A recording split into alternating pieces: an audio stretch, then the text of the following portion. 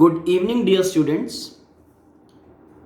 Today we will be concentrating in temperature measurement using Wheatstone bridge.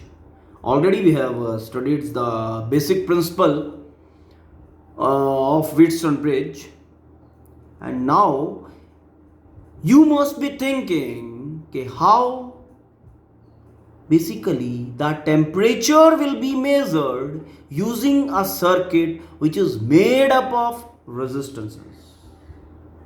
Okay, let's go through and discuss this process and this activity.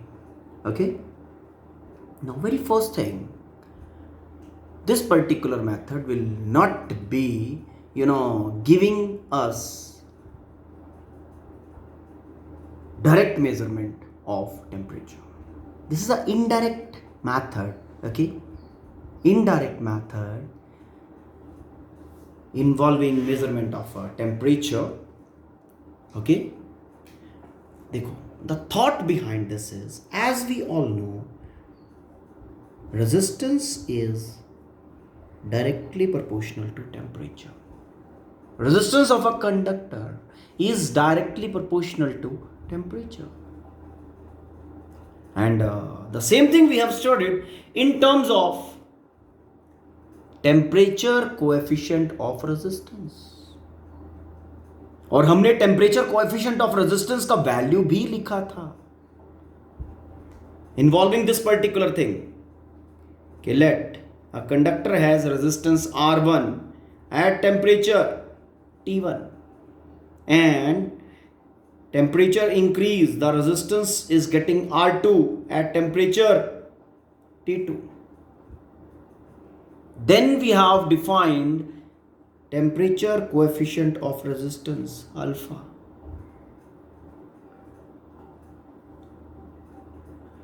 And we define this thing like the change in resistance per unit initial resistance per unit change in temperature. याद आ रहा है ना कि something like this is done? Delta R R2 minus R1 over R1 T2 minus T1. This terminology we will be using. Okay, how we will be going ahead? Okay, let us see. Temperature measure करने के लिए हमने Wheatstone bridge circuit बनाया पहले. ठीक है, this is a fix resistance R1, this is a fix resistance R2. ठीक है, this is a variable resistance R3. Variable को इस तरह से दिखाते हैं. यहां पे हमने एक रेजिस्टेंस कॉइल लगाया, मतलब एक टेम्परेचर सेंसिटिव वायर लिया. ओके, टेम्परेचर सेंसिटिव वायर लिया है जिसका रेजिस्टेंस बहुत ज्यादा चेंज करता है विद रिस्पेक्ट टू टेम्परेचर, मतलब अल्फा वेरी लार्ज. ओके, एक ऐसा मटेरियल का वायर लिया और उसका कॉइल बनाया. कॉइल बना के यहां पे एज आर फोर्थ रेजिस्टेंस हमने ज्वाइन कर दिया.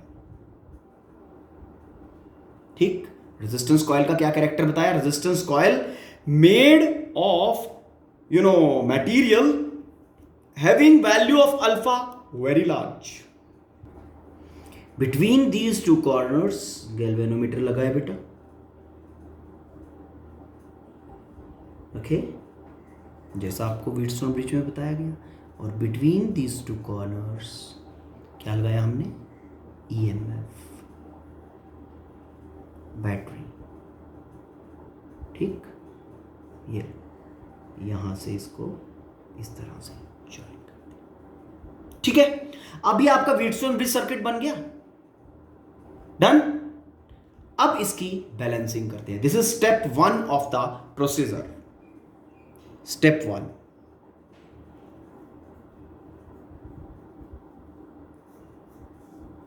Fine, joint. This is fix, this is variable, जिसका रेजिस्टेंस हम रेंज पे चेंज कर सकते हैं, एंड ये एक कॉइल बनाया, ओपन कॉइल है, वायर लिया, वायर का रेजिस्टेंस कैलिब्रेट करके उसको वाइंड कर दिया, ठीक है, कॉइल टाइप ओपन कॉइल, ठीक। अब स्टेप 1 फॉर दिस इज, हमने क्या किया, अब इसको, जो ये कॉइल है ना, ये वाली कॉइल, इसको 0 डिग्री सेल्सियस पे रखा। किस पे रखा? 0 degree Celsius. Placing the coil, RC कर देते हैं, ओके, R, चलो R कर देते हैं, ठीक है। प्लेसिंग द कॉइल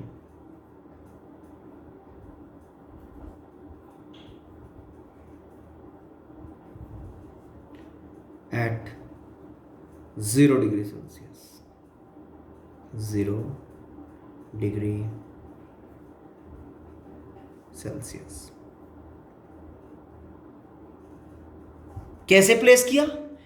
एक डिब्बे में आइस डालो, ठीक है, और उसको, इस रेजिस्टेंस को उसके बीच में प्लेस करके चारों तरफ से डेलिकेटली आइस भर दो, ठीक है।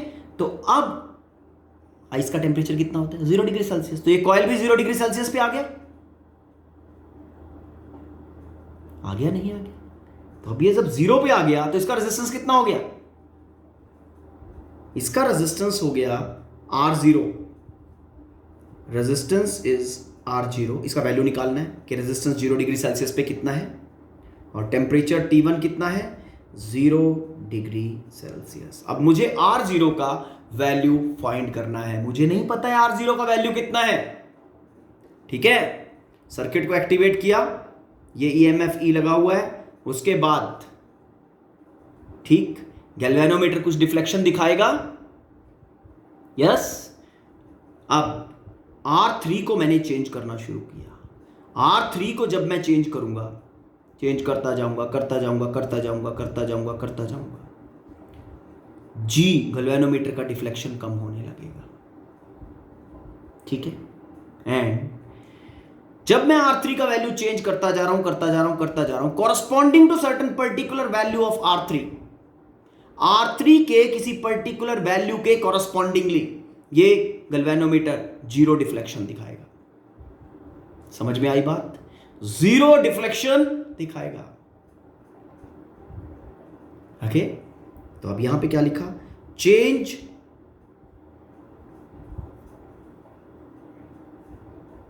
R3 टिल कब तक?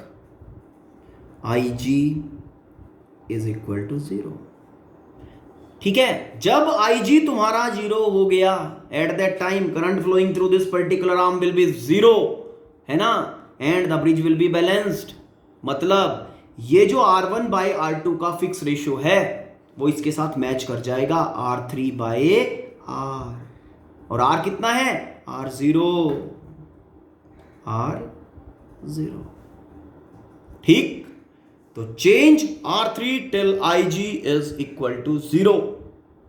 तो लेट कुछ वैल्यू ऑफ R3 के कॉरस्पॉन्डिंगली, R3 के वैल्यू के कॉरस्पॉन्डिंगली गैल्वेनोमीटर करंट 0 हो गया। तो जब ये 0 हो गया तब this over this and this over this, galvanometer arm के अक्रॉस जो रेजिस्टेंसेस लगे हैं उनका रेशियो बराबर होगा या नहीं होगा?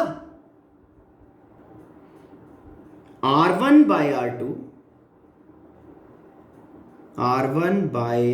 R2 is equal to R3 by R0। R1 का वैल्यू भी आपको पता है, R2 का वैल्यू भी पता है, R3 वेरिएबल रेजिस्टेंस है, इसका वैल्यू भी आपको पता चल जाएगा, ठीक है। जितने वैल्यू पे भी ये सेटल होगा, तो आपके पास जो अननोन है वो R0 है। This implies R0 is equal to R3 R2 over R1। तो अब आपको ये वैल्यू R0 का अवेलेबल हो गया, yes. Value of R0 is available to you now, okay. अब क्या करेंगे? नाउ स्टेप 2 में क्या करना है? स्टेप 2 में इस रेजिस्टेंस कॉइल को बॉइलिंग टेम्परेचर पे रखो, वाटर बॉइलिंग टेम्परेचर। ओके, कैसे होगा वो पॉसिबिलिटी? देखो ध्यान से, एक कंटेनर लो, ठीक, कंटेनर के अंदर वाटर को गर्म करो, करते रहो, तब तक उसको गर्म करना है जब तक उसकी स्टीम ना बन जाए। जब उसकी स्टीम बननी शुरू हो जाए, ठीक है, अब उस कंटेनर के अंदर इसको हैंग कर दो। तो इसका टेम्परेचर, नीचे से बॉइलिंग चल रही है, स्टीम बन रही है, कंटिन्यूअसली स्टीम बन रही है, तो इसका टेम्परेचर कितना हो जाएगा? 100 डिग्री सेल्सियस। ओके, तो स्टेप 2 में आगे चलते हैं। R1 and R2 are fix resistances, R3 आपका वेरिएबल रेजिस्टेंस है जिसका वैल्यू हम चेंज कर सकते हैं अपने हिसाब से, एंड ये रेजिस्टेंस कॉइल जिसको हम किस टेम्परेचर पे रखेंगे? स्टीम टेम्परेचर पे। तो placing R resistance coil at 100 degree celsius. ठीक, अब इस कॉइल का रेजिस्टेंस टेम्परेचर के अकॉर्डिंगली अपने आप चेंज कर जाएगा, ठीक, और कितना हो जाएगा? R 100 डिग्री सेल्सियस के ऊपर, क्योंकि रेजिस्टेंस चेंजेस विद टेम्परेचर, तो रेजिस्टेंस का वैल्यू चेंज होके R 100 कुछ और वैल्यू बन गया। Now this resistance coil has resistance this much at temperature T2 is equal to 100 degree celsius. Okay, now क्या करेंगे? फिर वही चेंज R3 जब तक करंट IG 0 ना हो जाए। अब ध्यान देने वाली बात जो है, पहले सिचुएशन में मुझे बैलेंसिंग मिला था, है ना, R3 बाय R0 था, R0 कुछ और वैल्यू ऑफ रेजिस्टेंस था, तो इस कारण से R3 R1 by R2 ratio बनाने के लिए R3 का कुछ और वैल्यू चाहिए था, क्योंकि R0 डिफरेंट है ना। अब इस सिचुएशन में आ गए हम, यहां पे वैल्यू, ये वाला वैल्यू चेंज कर गया, R 100 हो गया ये, तो ये वाला वैल्यू भी तो अकॉर्डिंगली चेंज कर जाएगा, है ना।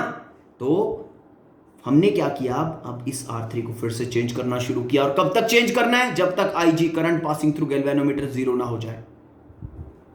ओके, जैसे ही R3 0 होगा, जैसे ही IG 0 होगा, करंट पासिंग थ्रू गैल्वेनोमीटर 0 होगा, your bridge will be balanced and ratio of resistances across galvanometer arm बराबर हो जाएगा, this over this is equal to this over this. ठीक, R3 till IG 0, IG पे 0 पे जाके ब्रिज बैलेंस, तो this ratio should be equal then, therefore क्या होना चाहिए? R1 over R2 is equal to, R3 का कुछ और वैल्यू आया, ठीक है ना, पहले हमने इसको we have written it R3, तो अब कुछ और वैल्यू हो जाएगा R3 का, क्योंकि वेरिएबल है R3 प्राइम ओवर R100, यहां से आपको R100 का वैल्यू मिल जाएगा।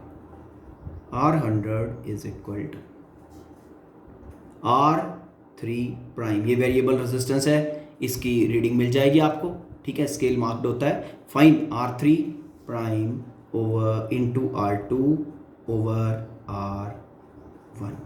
आपको क्या मिल गया? आपको R100 मिल गया। अब ध्यान देने वाली बात जो है, fine, go back to the main situation. ठीक, आपको क्या पता है? आपको R1 दैट इज R0 पता है, at T1 is equal to 0 degree celsius. आपको R2 पता है, R2 कितना? R2 mean R100,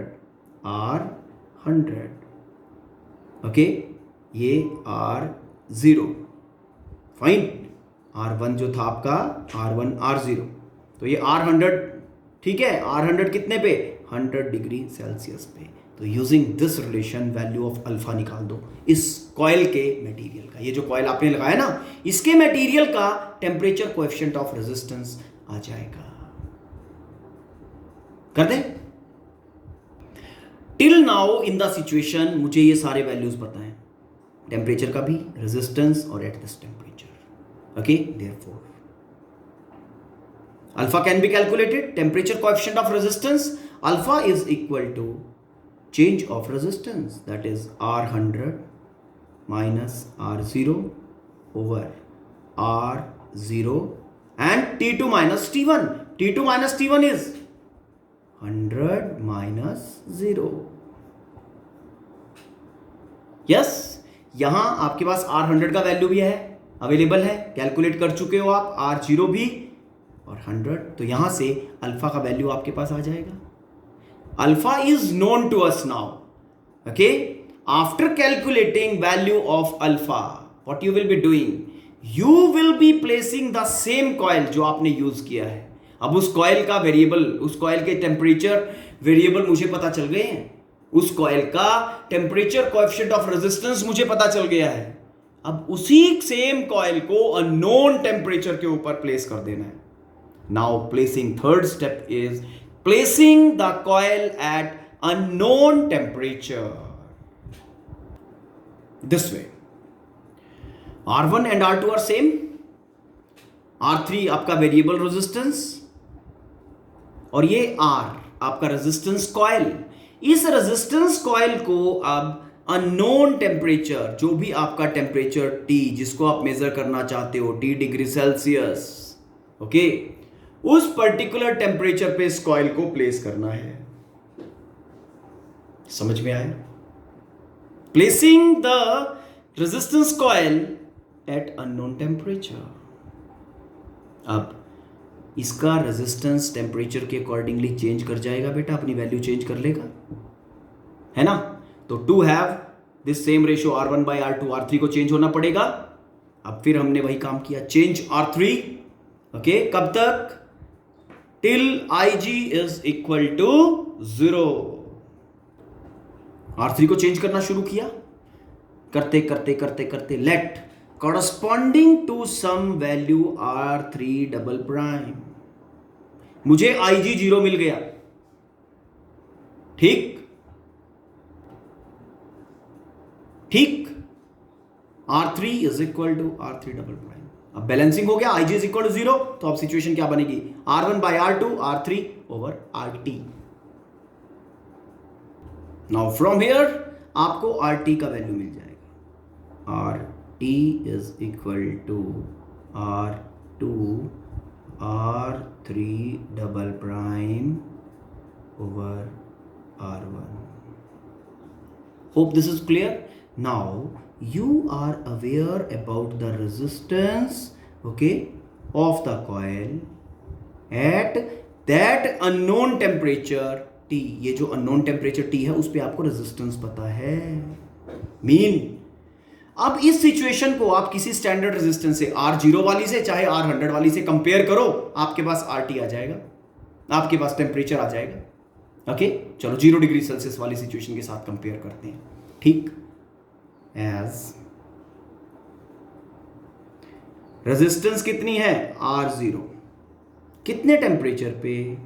T1 is equal to 0 degree celsius. This is all known, this is also known. And resistance is, जो अब वाला situation है, RT.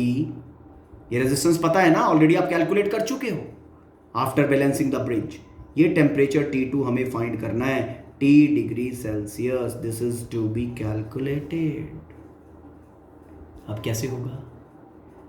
फिर से वही same, alpha, take help of alpha. Alpha is equal to, situation बनेगा RT minus R0, change in resistance, ये वाला change in resistance per unit original resistance per unit change in temperature.